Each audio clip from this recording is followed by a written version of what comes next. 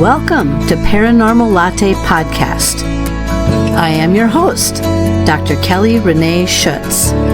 Sit back and relax with us. Grab yourself a really good drink. Spend an hour and let's delve into a world of chatter about the mysteries of the unexplained. Whether you are a skeptic or a believer makes no difference. It's not always in your imagination. Enjoy your day. Now that was good. We are broadcasting on the United Public Radio and UFO Paranormal Radio Networks 105.3 FM from the Gulf Coast and 107.7 FM in New Orleans. The views and opinions expressed by the host and guests do not necessarily reflect those of the audience, United Public Radio and UFO Paranormal Radio Networks, its hosts, affiliates, and/or Paranormal Latte Podcast, Paranormal Universal Press LLC, and Diamond Point Entertainment LLC. This show is pre-recorded.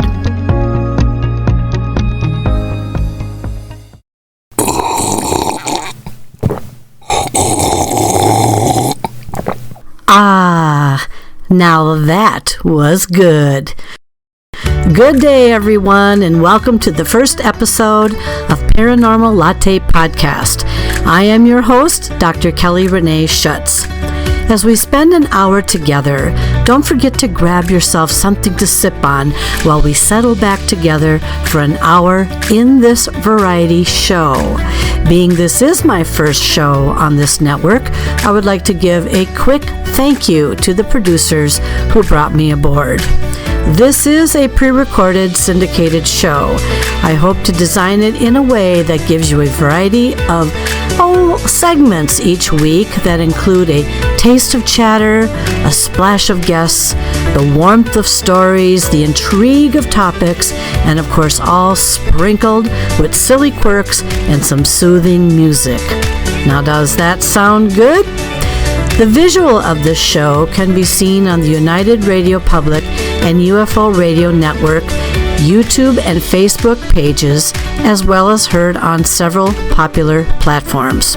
So let's get on with the show. Being the show will be a bit different in its format each week, I felt it would be appropriate and a good foundation for you to get to know who your host is first. Yep, namely me. But before we jump in, let's take a brief moment here to hear a smooth sounding tune, and then we'll be right back. Stay tuned.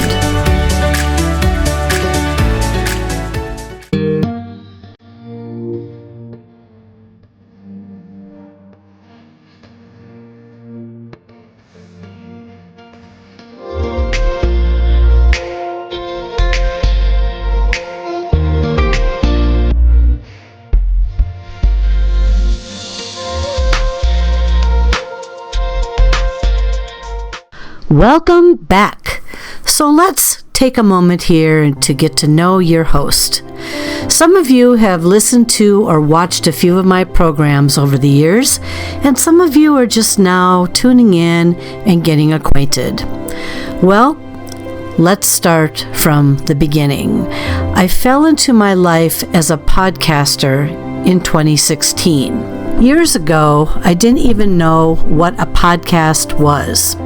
My careers up until then and retirement were service jobs, management, college instruction, and law. My life living with the secret that I was experiencing something unexplained placed me in what I call the paranormal closet. I had no one I could talk to about my unusual experiences, and as they began to grow, change, and evolve, I soon found myself in a situation where I couldn't hold things in much longer. As a professional college instructor working at many different colleges and universities, I couldn't say anything, and I taught on a campus, one campus, that was very haunted with a dark history. And it just so happens they, as in apparitions still hanging around the campus, well, guess what? they eventually found me, and I began to have experiences that were very difficult at times to explain to my students while teaching in my classroom. Usually I had to pass things off as this or that just to save face, but I reached a point where I couldn't excuse what I saw happening in my classroom much longer. I remained quiet for a very long time. I then reached a point where I started to journal my experiences and published my first book. My reasons for doing so were quite therapeutic in nature, but it was also to find out if anyone else could relate to my stories and my experiences. That book was noticed by a now celebrity in this field, and I was invited onto his show to share my stories, but I thought this person was some heavy metal dude just wanting to make fun of me. After all, I had never heard of a paranormal podcast back in 2016, and apparently there were 10 to 20,000 different podcasts going on worldwide at that time. However, when that interview came, I took control of it, and I decided no one was going to make me look like a fool.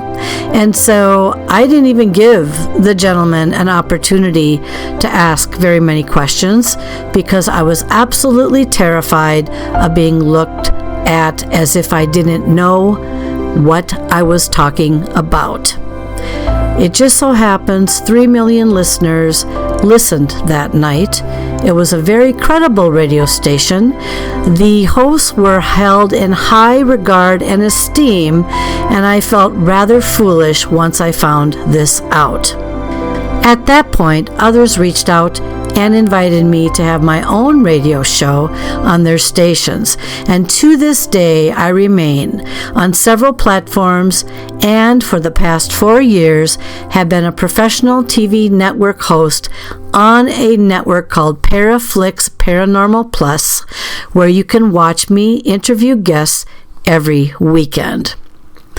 My life that used to be all management, teaching, and law transformed overnight into my being a professional podcaster and being on several networks now, not just one and not just two, but several, and being heard weekly by people around the world intrigued about the paranormal and or otherworldly experiences.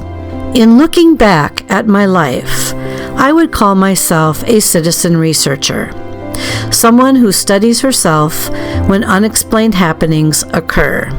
And to date and never ending, I have had over 100 plus paranormal and 3 to 4 perceived otherworldly visitations. Just about the time I think everything has come to its end, another occurrence would take place, surprising me and forcing me to consider writing yet another book. I am now on my 12th book of experiences, and as of this show, in less than a couple weeks, I will be publishing, yes, that 12th book called Phenomena: Unexplained Happenings. This book will continue on with some of my most compelling personal stories with evidence and will also add additional features, explanations, and observations. I'll let you know when that book is officially published. Writing and sharing about my paranormal stories have become my therapy, or I should say perhaps my therapies. Since my first podcast show in 2016, the questions that still come to mind are, how do I know when I'm getting closer to getting any answers? Have I? Well, no, and I still haven't stopped trying to find answers. I have been through hypnotic regressions, interviewed hundreds of guests, continue to experience some very unexpected happenings, and my goal is to make sense out of these happenings and why they keep happening in my life. Can you relate to anything that I've said to this point? Well, if you are interested, by chance, go to my website at www.paranormallife.com www.paranormaluniversalpress.com, take a moment and glance over some of my most unusual happenings. This brings me to my abilities. People ask me all the time, do you have abilities? Well, yes, I do. So I didn't start to recognize that I had abilities until I began to look back over time, erase the notion that it was all in my imagination, and began to pick myself apart and put myself back together to figure out what has happened to me. I do have psi abilities, such as experiencing acts of unexplained consciousness, telepathy, all the clairs, such as clairvoyance, occasionally seeing into the future, but not on command, clairsentient, where I'm an empath or having the ability to feel other people's emotions and or sensations and vibes, clairaudient, which is hearing sounds that a person cannot always hear regularly, clairgustance, which is tasting and smelling things, psychokinesis, which is the movement of objects, telekinesis, which is the movement of objects from being afar, and of course always being on as a sensitive empath. And I also need to mention that I have a great effect on electronics. I have an effect with electronics in many different ways. Let's talk a minute about this field. So right now it remains a pseudoscience, which means situations that cannot be recreated in a lab, but we do have, and we have collected evidence. And I have collected evidence. The biggest challenge about science, though, is that science cannot explain everything. Yes, I am a doctor. I am an educator, doctor, and yet I have also a strong law background. Not an actual lawyer, just background as a paralegal, and in some cases, undercover paralegal. Through studies, I was able to write up measurable results. This is when I was a college professor. You can't measure something that happens quickly, and most importantly, you cannot oftentimes recreate it.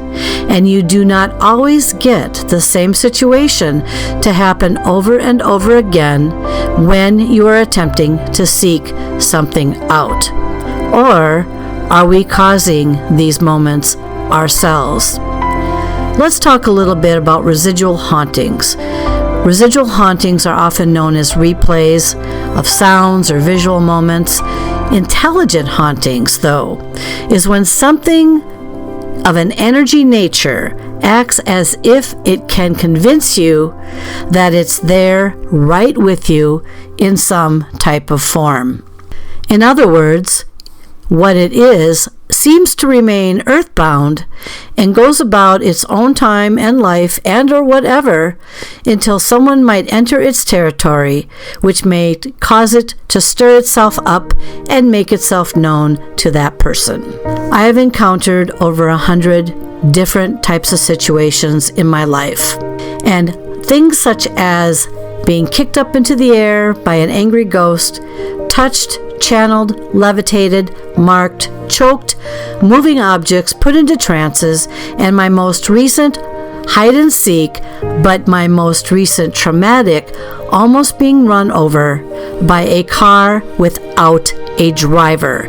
And that story I'm going to save for you to the end of this podcast. My experiences have been a flavor of terror, very mild and sometimes startling. Never to the point of hurting me, but scaring me out of my living mind? Yes. I have also been miraculously healed by something unseen during a number of situations. My list goes on and on. So my question continues to be, what exactly am I experiencing? Ask yourself this same question. Are you experiencing something that you can't always explain? Are you experiencing something that torments you or just startles you or just lets you know that it's there? Well, I have experienced what I believe to be the spiritual, the paranormal, and the otherworldly. However, I am not always sure I'm giving credit to the right source. As far as some of my abilities with electronics, that started when I was around the age of 3, 4, and 5, by the way, but didn't recognize it at that time. Those that believe in otherworldly presences would go the route that I was abducted and taught how to manipulate to win at casino slot machines, open elevator doors without touching a button, turn TVs on and off, and cause sparks to fly out of objects, namely a camera, namely a TV. Others would tell me that my brain waves have changed over time due to traumatic experiences I have experienced in my life, causing me to open up a sixth sense and a third eye. And for the fourth time in a row, I have predicted the winning horses for the Kentucky Derby. However, only when I've seen the horse for less than 10 seconds. When I'm very, very tired and very, very drained, I notice that I can predict winners, sports plays, what is being said on TV, and anything else that miraculously comes to me to prove to me that there is some type of connection. They say we all have abilities. Do you have abilities? What are your abilities? When did you start noticing that you have abilities? They say that we can all do what I can do. However, some of us seem to be a little bit better at it than others, and some of us are a little bit slow at coming into our awakening for whatever reason that might be. And there are some that will never, ever experience a ghost, an apparition, anything otherworldly. I used to be jealous of those people. Now I can't turn it off. When you get an embedded handprint onto your chest over an area that was never to heal, now healed, you might want to think twice about that. Yep, that happened to me. And then for the next several months, I was on a mission to figure out who put that handprint on my body. It did come to me in a dream, and I will share that story with you at another time in this program. But just for a moment, think about some of the things that may have happened to you that seem almost a bit unreal. And as I go along, I will share my stories with you, hopefully intrigue you about some of the unusual, maybe even creepy, or even shocking experiences while and when I get awakened. I always tease everyone and say, yep, I'm a lighthouse on Bright Pulse 24/7 with a gift shop that is closed most of the day. I attract what I cannot see unless I have the aid of a camera or an infrared recorder. My frequency to experience things around me, near me, by me, or whatever becomes activated when I'm feeling very low energy, dead tired, or somewhat depressed. I cannot always predict, move things, and experience on command, but I can do these things, and I have done these things for the past several years. But I often wonder, am I creating these situations myself, or is something watching me from afar or even close, and doing these to prove to myself that there's other things out there that we cannot always explain? I have had some of the most interesting experiences, and some of them so unbelievable it's hard to talk about them.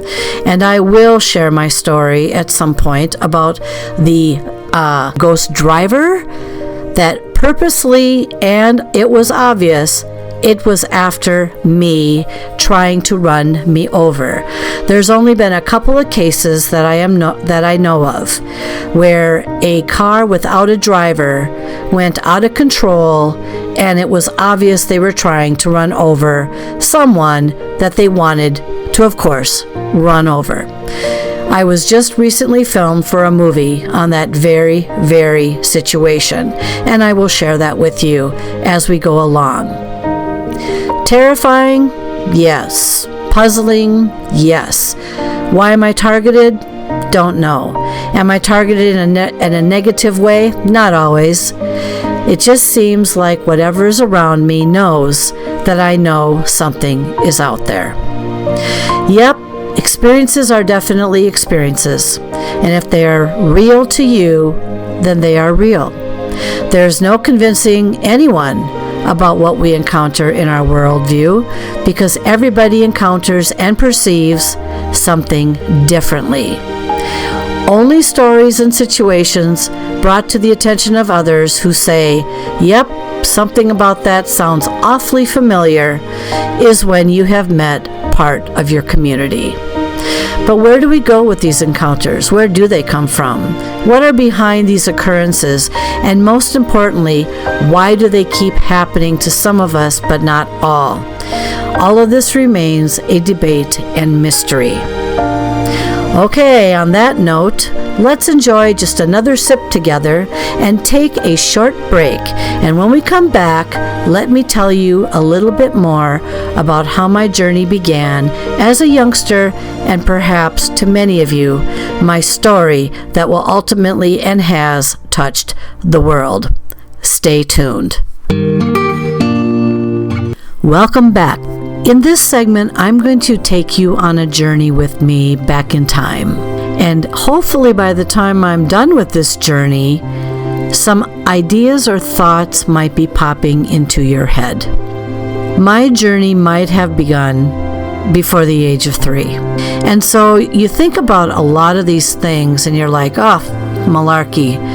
But to me, it's not malarkey because I live with stuff that I believe was caused by traumatic experiences. But now I'm not so sure.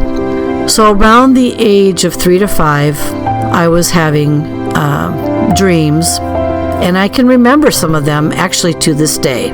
A lot of the dreams that I had involved war situations. Actually, I could see this individual running and who got shot in the back, and I believe that person might have been me. I don't know. Airline crashes, civil unrest, you name it, it was negative.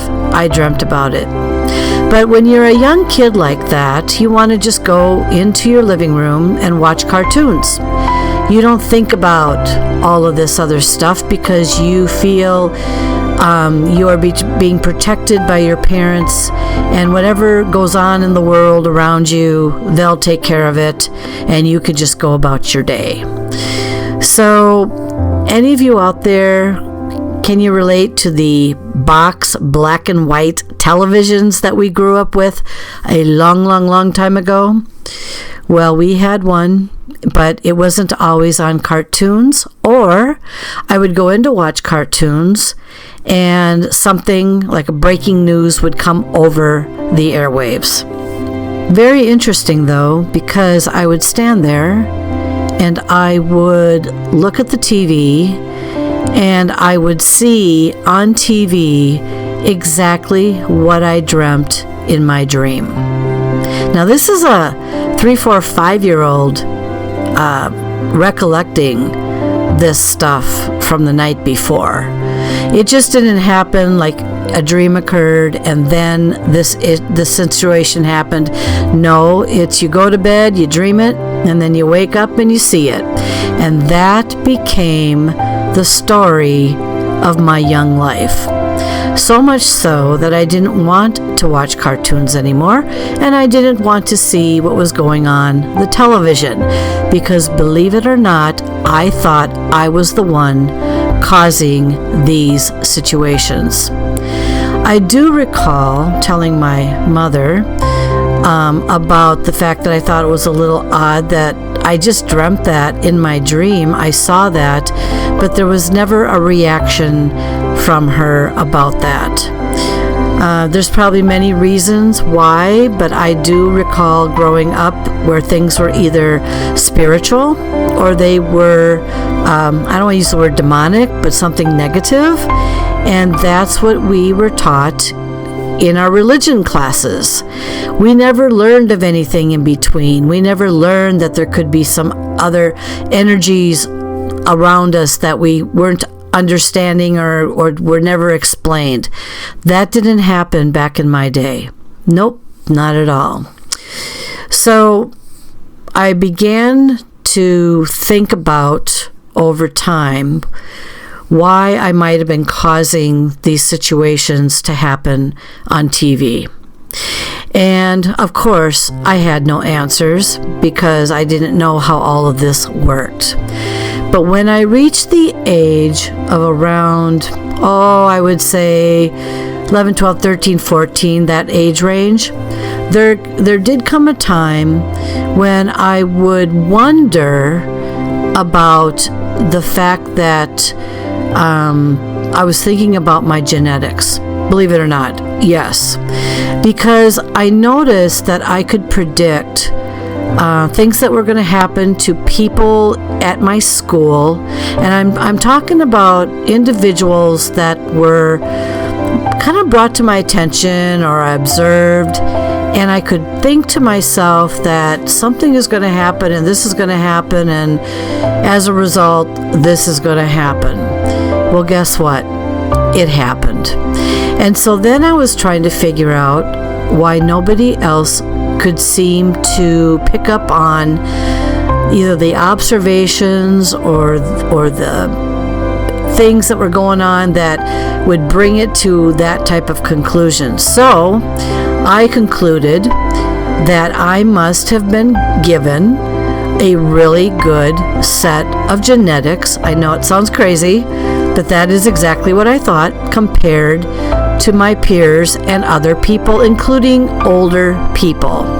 So now I'm thinking to myself, well, I've got really good genetics. I can predict and see things that are going to happen to people. But I didn't know if that was anything along the clairvoyance line or if that was just a strong intuition or just things were really actually too obvious. I didn't know. So that was my little secret that I kept to myself. I have better genetics than most of the people around me. All right, let's fast forward again. Between the ages of like 14, 15, 16, something around that age range, I recall going over to my paternal, which was my father's parents, my grandparents' home, which was in a rural, very rural community, small community, but my great-grandfather had built on that land. My great-grandfather came from Norway. He was on the boat as a 2-year-old. Many people died on the boat coming over from Norway to the United States to try to find a better life for themselves. I have been recently over to Norway, and I can tell you it's absolutely beautiful, and I don't know why anyone would want to leave it. But back then, people were starving, and they just needed to find a living. So they did this. They got on the boat, and by the thousands, and they came on over to the United States from all different places in the world. Okay, so my great-grandfather had built this Dutch colonial home.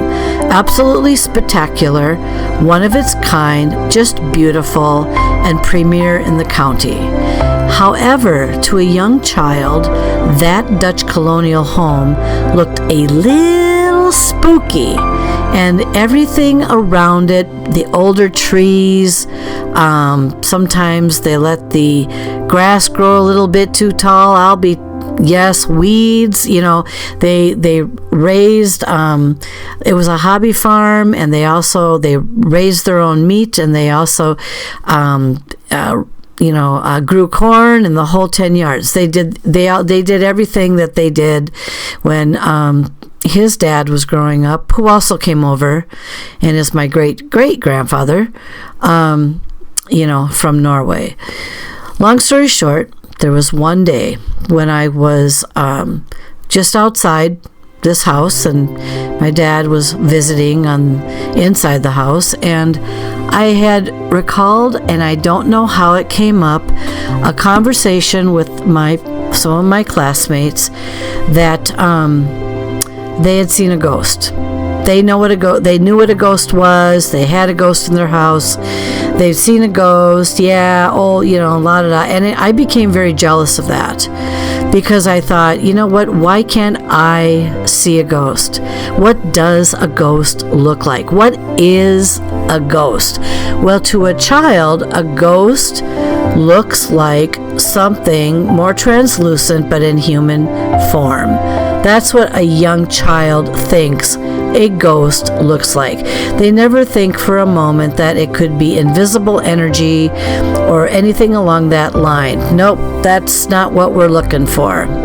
So I started and didn't realize that I started manifesting at that age. I used to say, I wish I could see a ghost. I want to see a ghost on this property. I wish a ghost would walk right in front of me right now so I can at least say I saw one. But I never, ever, ever, at that point, ever saw a ghost. All right, so now I'm manifesting, which is making wishes that, by the way, all came true on their own time years later. So now this is what's going through my head. Why can't I see something? And what's wrong with me? And I can predict behavior, but I can't seem to get past this, and everyone's bragging. And so anyway, between the ages of going back to 9 to 17 on my maternal mother's side, my grandparents lived in a house that was built around 1890. And to a child, it's a house. It's, to an older person, it may look like an older type home that has been around a while. But to a child, it's just a house, okay? But it wasn't just any house.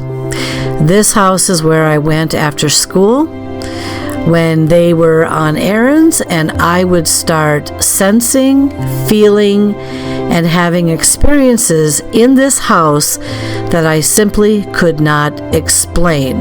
Let me give you an example. Have you ever been asleep and you wake up, you're kind of groggy, and you think you've heard something? And in my case, they were gone on errands. I was on the couch sleeping, waiting for them to come home. This is my grandparents one day, and I heard a lot of chattering in the kitchen. And I thought to myself, how did they get here into the house without me hearing the door open and all that? So I got up thinking that they were all in the kitchen, and I just started walking in a groggy manner to the kitchen.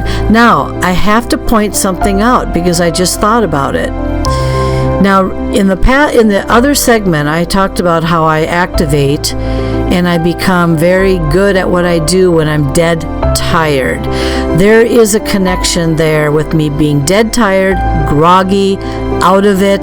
Can any of you relate to that? And that's when things seem to happen, because that's when things happen to me. So I was walking to the door frame of the kitchen, thinking that people were in there, and when I got to the door frame, there was absolutely nobody in the kitchen. And I stood there completely bewildered and baffled and thought to myself, how on earth could I have heard something, but yet it's not here? And I thought I was absolutely losing it. Now, another thing that happened to me at the time is when I felt fearful, I started to sweat. And I started to feel in my stomach like it was tied up in knots. And I started to think to myself, I can't be in this place anymore, or this house anymore. It's bugging me. So they had this porch that was attached to the home and faced the street. And I would go out to the porch, even in sub-below zero weather, to stay out there and not go inside the house because it was just too creepy, and I felt like I had a faster way to run out of the house through the porch than through the kitchen door. All right, so did I ever say anything to my grandparents about this? A few years later, I did ask them. I said, do you think your house is haunted? And of course, my grandmother, no, not at all. And my grandfather just seemed like he wasn't a believer in that stuff. And they're diehard Catholics, and so they're quite religious, and probably never even thought about anything happening in that house as being an experience. Let's fast forward a little bit here, because now these things were happening, and I didn't want to stay in the house anymore, and I had to wait for my mother to come and pick me up after she was done with work, and I was simply freezing out in the porch area in the wintertime because they were gone or whatever they were doing, and quite scary. Okay, so anyway, around my late 20s, young 30s, I decided at one point that I was going to go back to that house, because now they were, one was in a nursing home, I believe, at the time, and then my grandmother had passed away. I was going to go into that house by myself, and I was going to face my fear and tell myself that all of this stuff was in my head, and that nobody was going to convince me otherwise, that it was not something in my head. So I went over there, and I actually went upstairs, but with hesitation. There was a curtain at the top of the stairs that was meant to keep the cold drafts out from coming down, and that was actually a genius thing that they did. But do you know how terrifying it is to go into a house that you had experiences in, or made you really nervous and anxious and sweat and sick to your stomach, and to go back to face your fear, and the first thing you want to do is walk up the steps to go upstairs where there's a curtain that's covering the upstairs? I don't know what I was thinking, but I wasn't that brave. So I started going up the steps, of course slowly. I'm not going to sit there and run up them. And when you get to the top, you grab the curtain and you whoosh it back really, really fast, and then you hope that there's nothing standing there looking at you from the other side. So I made it that far, and I went up to the top, and I said, okay, now I made it this far. And I went into one of the rooms, and I felt really strange up there. I felt like something might have been up there, but then I kept saying to myself, this is all in my head, so just put it aside. All right, so I went into one of the rooms, a room, by the way, that when I was somewhere around age 9, 10, 11, stayed overnight at my grandparents' house with my sister, up in this, we called it the pink room. And I do recall back then, there were at the door shadow feet outside the door, and I thought that this might have been my grandparents wondering if we were still awake, and I remember calling out to them and hearing nothing. So there's nothing more creepy than laying in a bed in a strange house, but you're with your sister, and you're just lying there for the moment, and you roll over and you notice that there's these two shadow feet right underneath the door, and the light was on upstairs just in case we needed to, I suppose, come down and use the bathroom or something like that, and no response at all. So I rolled over and I put the covers actually over my head, and I tried really hard to go to sleep. Anyway, long story short, I think the next day, I asked them, when I was this young, I asked them if they came upstairs to see if we were sleeping or not, and there was no response on that. Okay, no response. Boy, seems like people just don't want to give a response these days, right? All right, fast forward. I'm in my 30s now. I'm in this house alone. I just pulled the curtain back. I just went into the pink room, and I sat on the bed. That's all I did. I just sat on the bed. There was a box of things that I was looking at, and I was just trying to say to myself, there's nothing up here. What's there to be afraid of? You slept up here. I'm trying to convince myself of things. But then all of a sudden, what happened kind of took me by surprise. All of a sudden, I started getting an incredible headache. And I started feeling really nauseous. And then I smelled something that smelled like something that was deceased. The only thing you think of when you're younger is like mice or something along that lines, but I didn't smell it when I originally went into the room, but I started to smell it when I was sitting there. And boy, howdy, that smell was very, very overwhelming. The other thing I noticed, which was very interesting, is I took a look at the curtain. And the curtain had fire singes on the bottom, as if something were to have padded out what could have been a curtain on fire. And I thought, well, this is very strange. Why would they have a curtain up that has these fire markings, or what appears to be something putting out, a fire or something that started? I do recall that there was a lightning storm and I don't recall if it hit the house or not. But things are starting to get a little weird in there. So I'm sitting there, I've got this terrible headache, there's this awful ungodly smell that smelled like something deceased. I'm getting dizzy. I'm noticing that there's fire padded out on the curtain at the bottom, and I'm thinking to myself, am I alone, or is there somebody in here with me? Or am I smelling gas or something like that needs to be checked? Okay, there came a point where the jabs in the stomach was all I could stand. So that started too.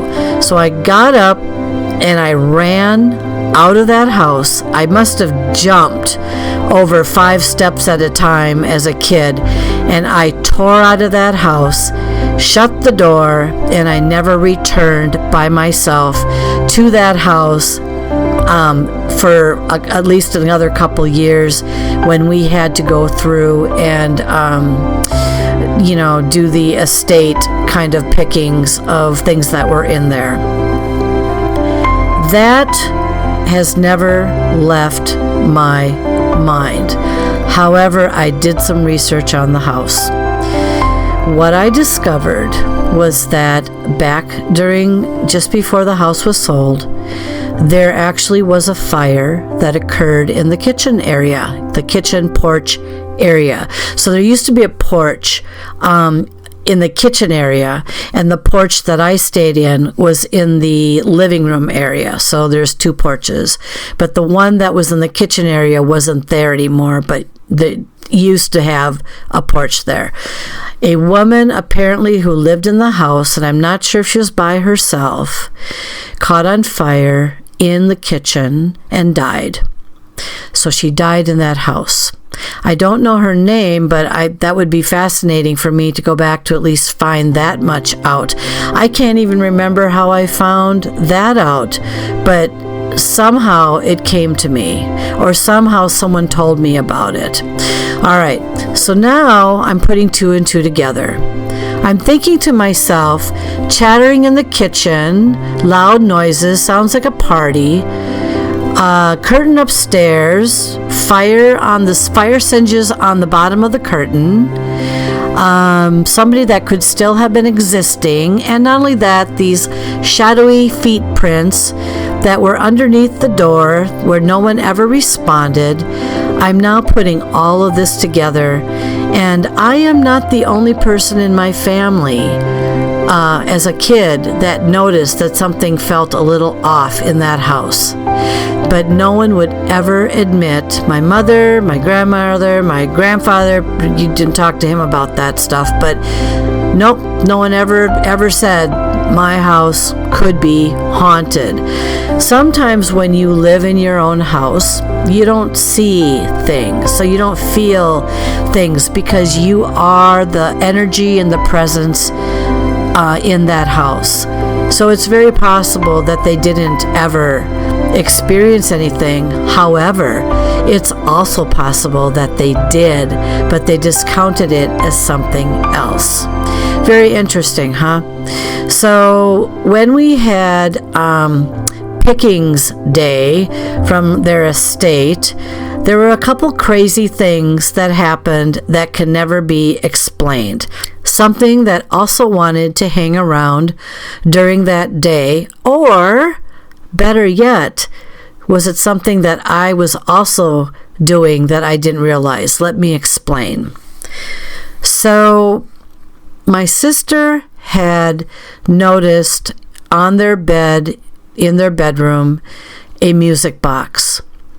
She tells me that the music box went off, but yet nobody touched the bed, nobody touched the box. It just all of a sudden started to play.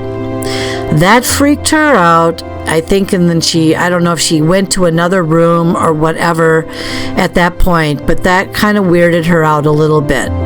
Here's something even a little bit more weird and strange. We were standing and looking at tables of all kinds of items, of course. I noticed there was a jar, and keep in mind, I come from a large family, and any of you out there that can relate to this, I'm sure you can in some way.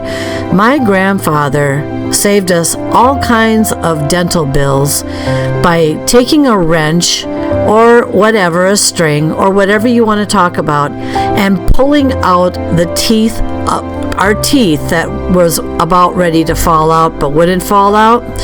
And so he was always Mr. Dentist, it seemed like, and we just hated it because he would come in there and he would, and it's just kind of like, oh God. But the thing that interested me, so what happened with these baby teeth is they kept all these baby teeth in a jar, and at that time there was probably maybe, 5 or 6 of us young kids in my family, and all our teeth are mixed up and they've been put into a jar, and that's where they stayed for years and years and years. To this day, I'm not even sure what happened to that jar. Well, anyway, I'm standing by a table. I'm looking at stuff, and when you're young, you don't know what to pick out. I mean, it's just like, do I pick this, and this? You don't know what to pick. All right, so I noticed the jar of baby teeth, and I made a comment. And the comment was,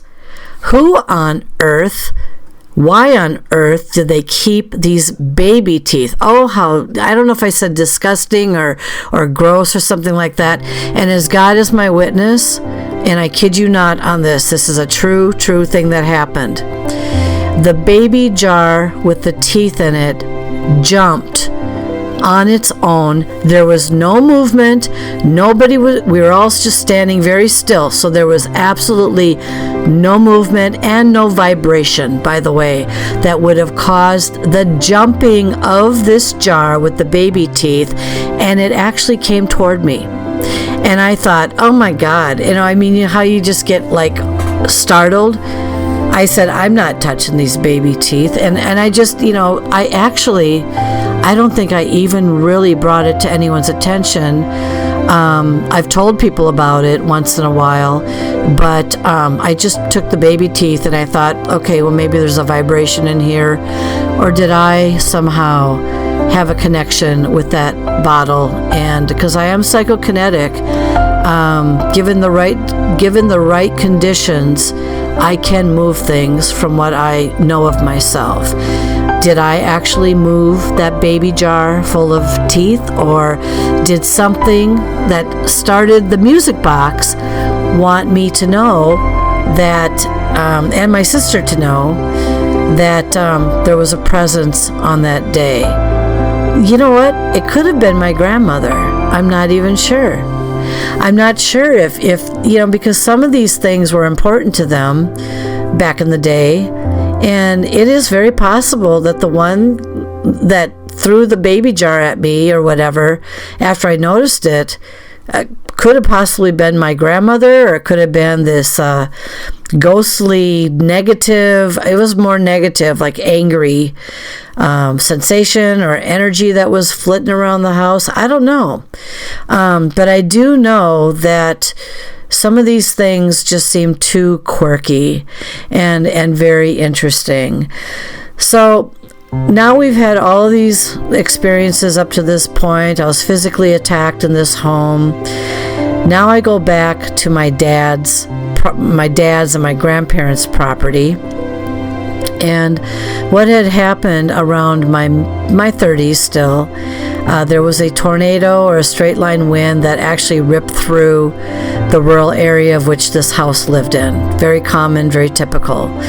But what I always found really strange and really interesting was that the trees, there's a 200-year-old tree, and a lot of these trees fell over, literally, but nothing ever touched that house. Nothing. The windows were never broken. No, the shingles were still on the roof, but everything around it was kind of down. There was a power line that was down, and you know that sound when it kind of sizzles and you can hear the energy in the air or something radiating. That's what I heard.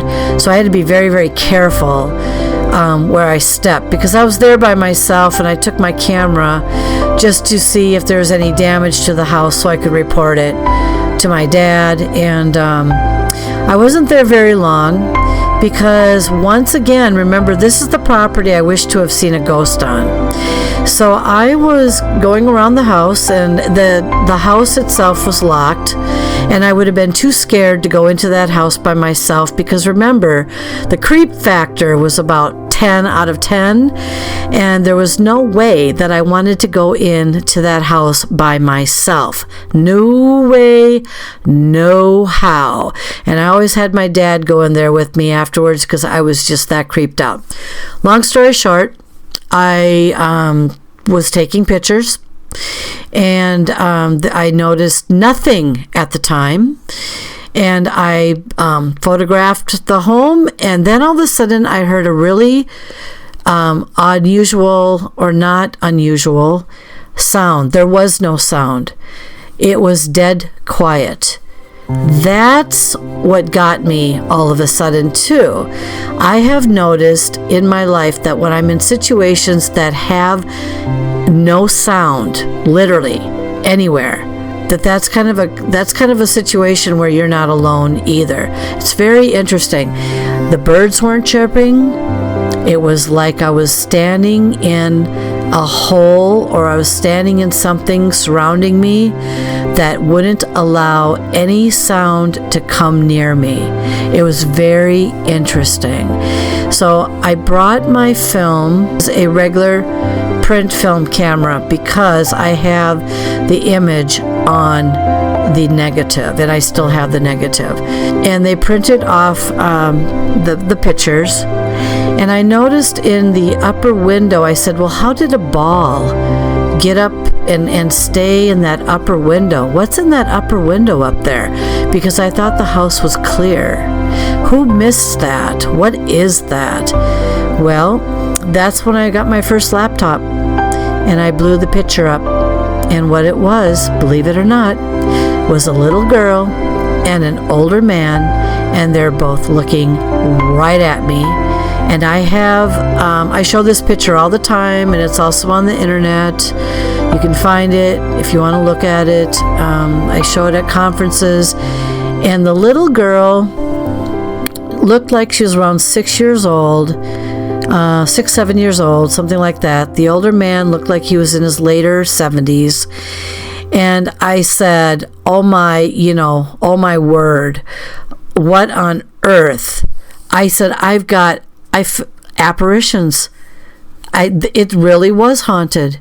I actually, for the first time since age 14 or something like that, when I wished to have seen a ghost on that property, I photographed two. Probably the most famous now, because I told them out loud, you're going to be famous. But anyway, I went back after I noticed this the next day. I stood on the lawn and I looked up at the window. Now, I have to tell you that the window is a screen. It's not a glass plate window. All the trees were down.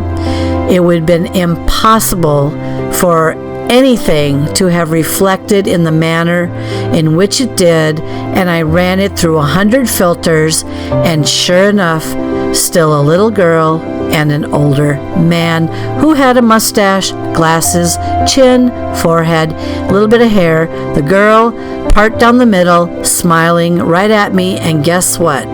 Had the face of course, my family, or like my dad's side of the family. Very recognizable who that little girl was. Unfortunately, though, I had said, "Why did you come to me? You showed to me.